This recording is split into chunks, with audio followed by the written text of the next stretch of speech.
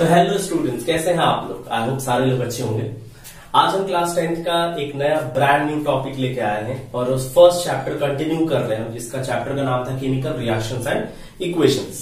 तो आज हम नए चैप्टर को फिर से उसी चैप्टर को कंटिन्यू कर रहे हैं, लेकिन एक नए टॉपिक के साथ। हमने टाइप्स ऑफ केमिकल रिएक्शन पढ़ाया था, तो उसी टाइप्स ऑफ केमिकल रिएक्शन में हमने डीकम्पोजिशन रिएक्शन का चर्चा करना है। हमने कॉम्बिनेशन कर लिया है पूरा कंप्लीटली, उसको हमने पढ़ भी लिया होगा। आई होप आपने पढ़ लिया होगा पूरी अच्छी तरीके से। अब हम बात करेंगे डीकम्पोजिशन रिएक्शन का। डीकम्पोजिशन रिएक्शन क्या होता है? सबसे पहली बात कि व्हाट इज डीकम्पोजिशन रिएक्शन, ये मैं आपको समझाने वाला हूं। डीकम्पोज मतलब होता है बच्चों का ब्रेक डाउन होना, स्प्लिट होना, किसी चीज का टूटना। ठीक है, तो डीकम्पोजिशन रिएक्शन क्या होगा? The type of reaction in which a single reactant बच्चों, ये चीज हमेशा याद रखिएगा। रिएक्टेंट क्या होगा? उसमें सिंगल होगा। ठीक है, single reactant splits up into two और मोर देन टू प्रोडक्ट्स। दो या दो से ज्यादा प्रोडक्ट में अगर वो क्या करता है, ब्रेक होता है बच्चों। स्टूडेंट्स, अगर वो ब्रेक हो रहा है दो या दो से ज्यादा में, then it is said to be decomposition reaction. Clear? Decomposition reaction क्या होता है कि एक सिंगल रिएक्टेंट ब्रेक होगा दो या दो से ज्यादा प्रोडक्ट में, उसको हम क्या कहते हैं? डीकम्पोजिशन रिएक्शन कहते हैं।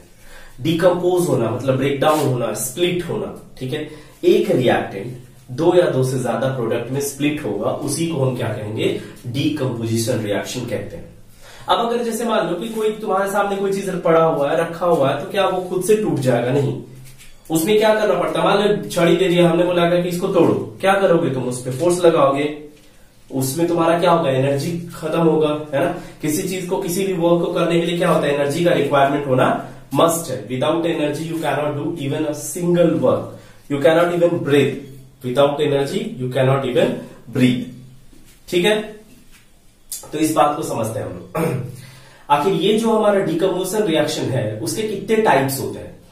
तो जिस तरीके से एनर्जी का मतलब एनर्जी जैसे जिस फॉर्म में रिक्वायर्ड होगा, उसी बेसिस पे डीकम्पोजिशन रिएक्शन को क्लासिफाई कर दिया गया डिफरेंट पार्ट्स में। तो सबसे पहला जो पार्ट है डीकम्पोजिशन रिएक्शन का, वो है हमारा सबसे पहला टाइप है थर्मल डीकम्पोजिशन रिएक्शन। दूसरा है इलेक्ट्रोलाइटिक डीकम्पोजिशन और तीसरा है फोटोलाइटिक डीकम्पोजिशन रिएक्शन। इसको समझते हैं। पहला क्या है हमारा? थर्मल डीकम्पोजिशन, दूसरा इलेक्ट्रोलाइटिक डीकम्पोजिशन और तीसरा क्या है? Photolytic decomposition. There are three types of decomposition reaction in which first is thermal decomposition, second one is electrolytic and third is photolytic decomposition. Students, अब यहां पे बात करेंगे कि थर्मल डीकम्पोजिशन क्या होता है। What is thermal decomposition? तो हम क्या कहेंगे, किसको थर्मल डीकम्पोजिशन कहेंगे?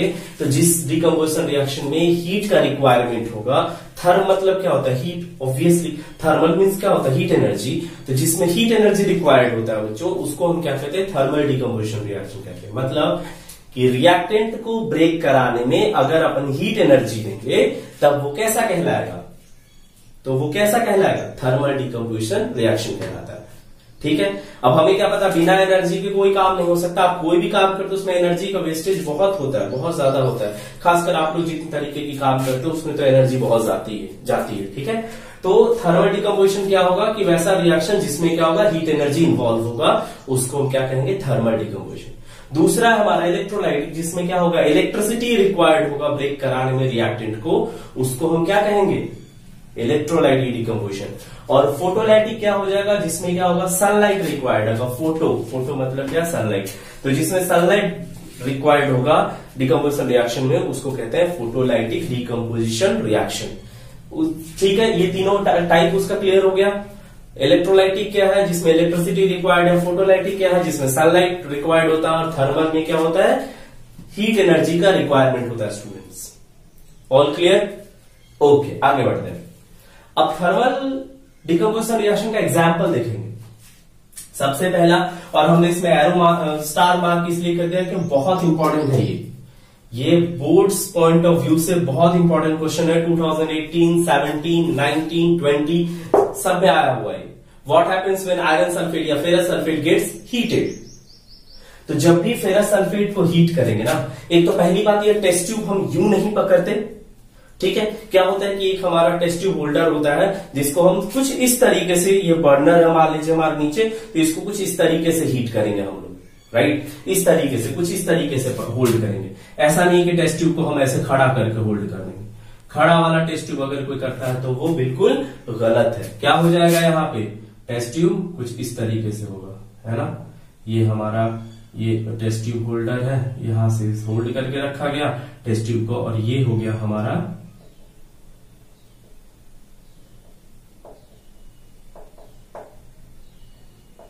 बर्नर। इस ऐसे करके हम हीट करते, क्यों, क्या वजह है ऐसे हीट करने का, तो उसका वजह ये है कि इसके अंदर जो पार्टिकल्स रखा हुआ है वो हीट करेगा तो वो क्या करेगा, गैस रिलीज करता है, ठीक है। और अगर कोई सीधा करता है, ऐसे मान लीजिए अगर हम करें तो इसका सीधा क्या जाएगा, हमारे नाक में जाएगा। गलती से अगर मास्क नहीं लगाए हो तो वो गैसेस क्या होंगे, हमारे अंदर चले जाएंगे और हमें क्या होगा, बहुत ही ज्यादा नुकसान होगा उससे। क्योंकि बच्चों सल्फर डाइऑक्साइड जो है अगर वाटर के साथ मिल जाए तो सल्फ्यूरस एसिड को फॉर्म करता है, आपको ये चीज पता है। तो हमारे अंदर और ज्यादा एसिड भरने लगेगा, हमारा बॉडी ब्लड क्या हो जाएगा, टॉक्सिक नेचर का हो जाएगा। इसीलिए हम क्या करते हैं कि लैब में जाने से पहले हम लैब एप्रॉन पहनते हैं, एक तो पहला चीज, दूसरा ग्लव्स होना चाहिए, बहुत नेसेसरी है। और तीसरा चीज हमारा क्या होना चाहिए कि जो हम क्या करते हैं, मास्क लगाते हैं, वो होना चाहिए लैब में, बिल्कुल बिना उसके आप नहीं जाएंगे। और आई का जो हमारा ग्लास होता है वो भी लगाना चाहिए, ठीक है, जो हमको प्रोटेक्ट रखता है, आई प्रोटेक्टर जो आंखों को प्रोटेक्ट करके रखता है, ठीक है। वो सारी इक्विपमेंट्स अगर हमारे पास होंगी तभी हमको लैब में जाना चाहिए, वरना ऐसे लैब मस्ती का चीज नहीं है। ये केमिस्ट्री में गया, अरे देखते हैं इसको इसमें डाल के कलर चेंज हो गया, दैट्स इट, नहीं। उस कलर के पीछे बहुत सारी ऐसी चीजें हैं जो आपको समझ के करनी पड़ेगी, ठीक है बच्चों। तो अभी ध्यान देते हैं इसको। थर्मल डिकम्पोजिशन में क्या होगा, जिसमें हीट एनर्जी रिक्वायर्ड होगा। और इसमें हमने लिखा क्या कि जब ferrous sulphate actually green colour का क्रिस्टल होता है, ठीक है। फेरस सल्फेट को जब अपन हीट करेंगे तो वो क्या फॉर्म करेगा, फेरिक ऑक्साइड फॉर्म करता है, इसको कहते हैं फेरिक ऑक्साइड। फेरिक ऑक्साइड का कलर कैसा होगा, ब्राउन कलर का होगा, ठीक है। और क्या करेगा, सल्फर डाइऑक्साइड रिलीज करेगा और साथ में सल्फर ट्राइऑक्साइड रिलीज करता है। कैसे समझेंगे, तो स्मेल इसका बताएगा, कैसा स्मेल होगा, इसका पंजेंट स्मेल होगा। पंजेंट मतलब बच्चों कुछ अजीब टाइप का है ना, कुछ खराब सा स्मेल, बदबूदार, इसी को हम कहते हैं पंजेंट स्मेल बच्चों। तो सल्फर डाइऑक्साइड और सल्फर ट्राइऑक्साइड अगर रिलीज हुआ तो कैसा स्मेल प्रोड्यूस करेगा बच्चों, पंजेंट स्मेल प्रोड्यूस करेगा, ठीक है। और आयरन फेरिक ऑक्साइड का कलर कैसा होगा बच्चों, ब्राउन होगा। ग्रीन से क्या हो रहा है, ब्राउन हो रहा है, तो चेंज इन कलर हुआ, रिलीज ऑफ गैस या इवोल्यूशन ऑफ गैस हुआ, तो हम क्या कह सकते हैं यहाँ पे कि केमिकल रिएक्शन टेक्स प्लेस। क्योंकि जब हमने पढ़ाया था कैरेक्टरिस्टिक्स ऑफ केमिकल रिएक्शन, उसमें ऐसे 5 पॉइंट्स मैंने बताए थे, 5 पॉइंट्स मैंने बताए थे, जिसमें हमने क्या बोला था कि हमने बोला था केमिकल रिएक्शन कैसे कैसे होता है, तो change in colour, change in temperature, release of gas, formation of precipitate और चेंज इन स्टेट। ये 5 चीज हमने बोला था, जिससे हमने क्या बताया था कि यहाँ पे केमिकल रिएक्शन होता है। तो आखिर बच्चों पता कैसे चलेगा केमिकल रिएक्शन हुआ है, ठीक है ना। तो एक तो ये है, दूसरा है हमारा कैल्शियम कार्बोनेट, इसको अपन लाइमस्टोन भी कहते हैं। लाइमस्टोन कॉमन नेम हो गया इसका, लाइमस्टोन। देखो दांत का जो इनामेल होता है टीथ का, या फिर हमारा जो लाइमस्टोन से ये शेल जो होता है, अंडे के ऊपर का छिलका, ये सब कैल्शियम कार्बोनेट का ही बना होता है, ठीक है। तो ये कैल्शियम कार्बोनेट को जब हम हीट करेंगे, ट्रायंगल का मतलब होता है हीट करना, इसको जब हीट करेंगे तो ये देगा कैल्शियम ऑक्साइड, इसको हम क्या कहते हैं, क्विक लाइम कहते हैं, क्विक लाइम, क्विक लाइम, इसको हम क्या कहते हैं, क्विक लाइम, इसको लाइमस्टोन। और COH को Whole 2 को सेलेक्ट लाइम कहते हैं या फिर लाइम वाटर कहते हैं, ये याद हो जाना चाहिए आप लोगों को। और प्लस कार्बन डाइऑक्साइड रिलीज करता है। अब कार्बन डाइऑक्साइड रिलीज होगा, पता कैसे चलेगा, तो जब हम कैरेक्टरिस्टिक्स ऑफ गैस वाली बात बता रहे थे, इवोल्यूशन ऑफ गैस, उसी में हमने बताया था कि अगर CO2 रिलीज हो रहा है तो कैसे चेक करेंगे, CO2 कैसे पता चलता है। पहला चीज बर्निंग मैस्टिक ले जाएंगे, बुझ जाएगा। दूसरा ब्रिस्क एफर्वेसेंस प्रोड्यूस करेगा, झाग जैसा। और तीसरा क्या होगा, जब इसको हम क्या करेंगे, सेलेक्ट लाइन से पास कराते हैं तो लाइन वाटर टर्न्स मिल्की, क्योंकि उसमें कैल्शियम कार्बोनेट का फॉर्मेशन हो जाता है, ठीक है ना। ओके, नेक्स्ट लेड नाइट्रेट है। अभी लेड नाइट्रेट जो है वो कलरलेस होता है एक्चुअली। लेड नाइट्रेट को अपन हीट करते हैं तो बनाता है लेड मोनोऑक्साइड, और ये होता है हमारा नाइट्रोजन डाइऑक्साइड, और साथ में ये ऑक्सीजन। अभी जो नाइट्रोजन ऑक्साइड, ये नाइट्रोजन डाइऑक्साइड जो फॉर्म करता है, इसका एक्चुअली ब्राउन फ्यूम्स होता है, ब्राउन फ्यूम्स। फ्यूम्स मतलब धुआं, ब्राउन कलर का धुआं निकलता है इसका। जनरली वैसे ब्लैक निकलता है, हाइड्रोजन निकलता है तो उसका जो देखते हैं हम ऊपर निकलते हैं तो हल्का कलरलेस होता है, लेकिन ये कैसा होगा, ब्राउन फ्यूम्स होगा इसका, और साथ में ये ऑक्सीजन गैस रिलीज करता है। ठीक है, अगला है हमारा पोटेशियम क्लोराइड को जब हीट करेंगे तो पोटेशियम क्लोराइड बनाएगा, साथ में ऑक्सीजन गैस रिलीज करता है। अच्छा, ये वाला जो रिएक्शन है ना, ये यूज्ड होता है किसमें, तो for the preparation of oxygen, for the preparation of oxygen, preparation of O2 in lab. Laboratory में ऑक्सीजन प्रिपेयर करने के लिए ये मेथड यूज किया जाता है। क्लियर नो, पोटेशियम क्लोराइड को जब हीट करेंगे तो पोटेशियम क्लोराइड बनाएगा, साथ में क्या करेगा, ये ऑक्सीजन गैस रिलीज करेगा। पोटेशियम क्लोराइड तो हमारा ऐसे नॉर्मल होगा, ऑक्सीजन गैस रिलीज हो रहा है, तो ये रिएक्शन किसमें यूज किया जाता है, तो for the preparation of oxygen in laboratory. मतलब लैब में क्या होता है, ऑक्सीजन के प्रिपरेशन के लिए हम लोग क्या यूज करते हैं, पोटेशियम क्लोराइड का हीटिंग करना यूज करते हैं, thermal decomposition of potassium chloride हम उसको यूज करते हैं। ठीक है स्टूडेंट्स, ओके। अब हम लोग चलते हैं इलेक्ट्रोलाइटिक डिकम्पोजिशन पे, जो जिसमें ये वाला बहुत इंपॉर्टेंट है आपको। कौन सा वाला, वाटर वाला इलेक्ट्रोलाइसिस बहुत इंपॉर्टेंट है। ठीक है, अब एक चीज बता रहे हैं आपको, देखिएगा इसमें क्या होता है, इलेक्ट्रिसिटी का रिक्वायरमेंट होता है, तो इलेक्ट्रिसिटी पड़ेगी तो क्या होगा, ये H2 और O2 में ब्रेक हो जाएगा। क्या प्योर वाटर में इलेक्ट्रिसिटी डालेंगे, क्या ये ब्रेक हो जाएगा, स्प्लिट होगा हाइड्रोजन ऑक्सीजन में, नहीं होगा बच्चों। इसमें क्या करना पड़ता है, हमको थोड़ा सा एसिड डालना पड़ता है, कॉन्सेंट्रेटेड H2SO4। एसिड क्यों डाला जाता है, to make it conducting. Acid क्यों डालते हैं, to make H2O conducting in nature. Conducting बनाने के लिए बच्चों ना, इसमें हम क्या करते हैं कि एसिड का यूज करते हैं कंडक्टिंग बनाने के लिए। आप लास्ट 8th क्लास में शायद आप पढ़े होइएगा, जब स्टैंडर्ड 8 में होंगे आप, तो उसी में आपका था केमिकल इफेक्ट ऑफ करंट, जिसमें ये चीज है हमारा वाटर का इलेक्ट्रोलाइसिस, राइट। मतलब अगर किसी भी स्प्लिटिंग होता है और इलेक्ट्रिसिटी की मदद से होता है तो उसको हम क्या कहते हैं, उस चीज को हम क्या कहते हैं, अगर इलेक्ट्रिसिटी की मदद से होता है कोई भी रिएक्शन तो उसको इलेक्ट्रोलाइसिस कहा जाता है। ठीक है, अब यहाँ पे देखिए, अब ये बहुत इंपॉर्टेंट है क्योंकि ये भी क्वेश्चंस, इससे क्वेश्चन बहुत ज्यादा पूछा जाता है, वाटर का इलेक्ट्रोलाइसिस बच्चों। ठीक है, अब इसमें क्या होगा, देखिए कि ये एक इलेक्ट्रोलाइटिक टैंक में इस रिएक्शन को हम लोग करते हैं, एक टैंक में किया जाता है। तो टैंक में जैसे मान लीजिए ये हमारा एक इलेक्ट्रोलाइटिक टैंक है, इसमें एक बना दिया गया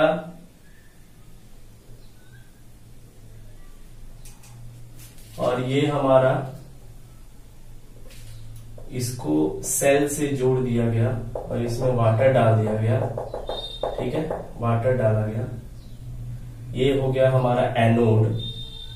होता है ना, 2 इलेक्ट्रोड होता है ना जी, एक होता है कैथोड, निगेटिवली चार्ज वाला कैथोड होगा, पॉजिटिवली चार्ज वाला इलेक्ट्रोड क्या होता है, एनोड कहलाता है। इसमें हमने क्या कर दिया, वाटर है H2O, साथ में हमने क्या ऐड कर दिया, एसिड कर दिया, कॉन्सेंट्रेटेड, कैसा, कॉन्सेंट्रेटेड H2SO4। सल्फ्यूरिक एसिड भी ले सकते हैं, हाइड्रोक्लोरिक भी एसिड भी ले सकते हैं। एसिड क्यों यूज किया जाता है, to make water conducting, H2O को कंडक्टिंग नेचर बनाने के लिए इसमें हम एसिड यूज करते हैं। अब जैसे ही क्या होगा कि ये भी पोटेंशियल से क्या करे, जैसे ही ये इलेक्ट्रोलाइटिक टैंक में हमने इसको सेल से कनेक्ट कर दिया तो क्या देख रहे हैं, करंट आएगा और हाइड्रोजन और वाटर, जब वाटर का जो हाइड्रोजन ऑक्सीजन कंपोनेंट हो ब्रेक होगा, ऑक्सीजन जाएगा इस तरफ, वाटर आएगा इस तरफ। मतलब हाइड्रोजन कहाँ होगा, कैथोड पे होगा, और ऑक्सीजन कहाँ होगा, एनोड पे होगा।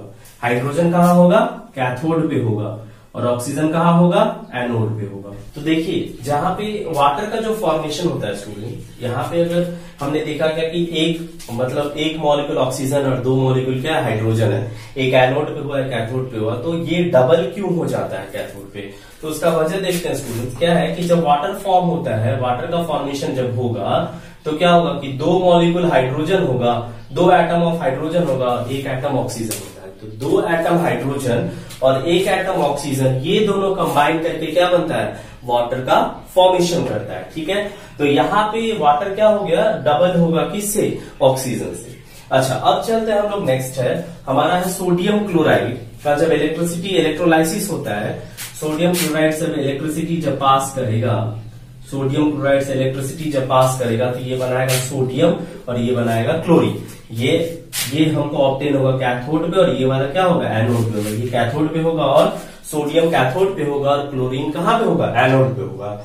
ओके, अब ये मोल्टेन स्टेट में है, तो मोल्टेन में क्यों करते हैं बच्चों, एक चीज मैं आपको बता दूं कि इलेक्ट्रोलाइसिस हमेशा मोल्टेन स्टेट में ही हो सकता है, बाकी और किसी स्टेट में इलेक्ट्रोलाइसिस नहीं होगा। ठीक है, तो ध्यान रखिएगा इस चीज को।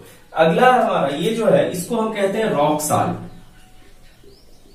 ये है हमारा कहलाता है रॉक साल्ट। और एल्यूमिनियम ऑक्साइड है, ये मोल्टेन स्टेट है, इसको हम कहते हैं बॉक्साइट। इसको हम कहते हैं बॉक्साइट। तो बॉक्साइट से क्या मिला हमको, एल्यूमिनियम मिला, है ना।